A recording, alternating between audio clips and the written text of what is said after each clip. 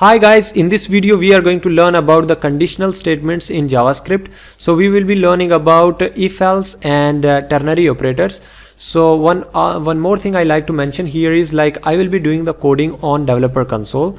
Why it is because you know that if I will be doing the coding on editor, then at that time I will have to switch from editor to browser, so that would be little bit odd to make you understand. Why? Because the concept, if I will be trying to make you understand, so at that time switching browser to editor will be little bit confusing. So that's why I choose the developer console to use here, and of course this is easier and simpler.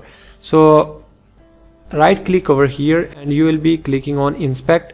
Then you will be getting this window here. So you need to click on console. So here you can write the JavaScript code that would be executed, of course. So let's start with the if else first. So I'm going to declare a variable. For example, variable temp means temperature equal to 12. So I am going to write here a condition like if temperature is less than 20, so that means atmosphere is cool.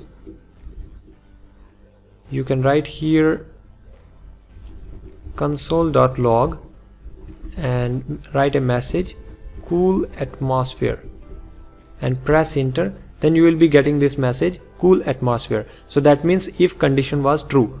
So one more thing is like when you are writing these statements and you wanted to go to the next line, then you should press shift enter. So in that way you would able to go to the next line of the code. Alright, so currently we don't have any need of else part because we are sure that if we are getting the temperature less than 20, then that means the atmosphere is cool, otherwise hotness is there. So let's do some more things. For example, I am writing here variable x equals to 10, y equals to 8 and z equals to 5. So I am going to do some comparison here. So for example, if x is less than y, then I am going to write the message here that x is less than y. Otherwise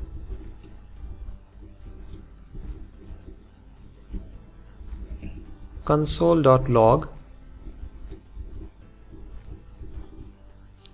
x is greater than y. So what does it mean? If x is less than y, for example x is 10 and y is 8, so of course x is greater than y, not less than y. So that means this condition is wrong. So we will be, control would be going to the else part. So else part will be showing a message that x is greater than y, not less than. So once you will be pressing enter, then you will be getting x is greater than y. So that means we got the understanding of if and else, and why else was needed because the first condition was wrong. So we are coming to the else part, which is executing the wrong statement. Alright, so let's do one more thing. For example, we wanted to find out the greatest element. So if x is greater than y, then we will be writing here, yeah, x is already greater. So let's start with the z. Z is greater than y. So of course that is wrong. So console.log if z is greater than y, then z is greater, but here z is not greater. You can see that 5 is not greater than 8. Then we are going to else part, again going to check something that y is greater than x. So again we have the wrong condition here. console.log y is greater. Then we have the else part, which will be showing us the message console.log x is greater. So you can see that z is greater than y means 5 is greater than 8, so that is wrong.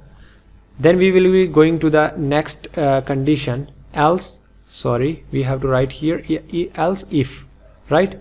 So here we are again checking the condition that y is greater than x.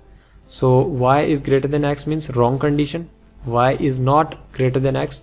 Then again we will be going to the else part, so that would be showing that among all these three the x is the greatest one, right?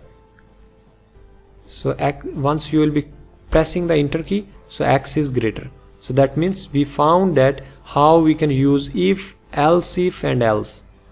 Alright, so if you want, what we can do here is like I'm going to clear this, and here we have x.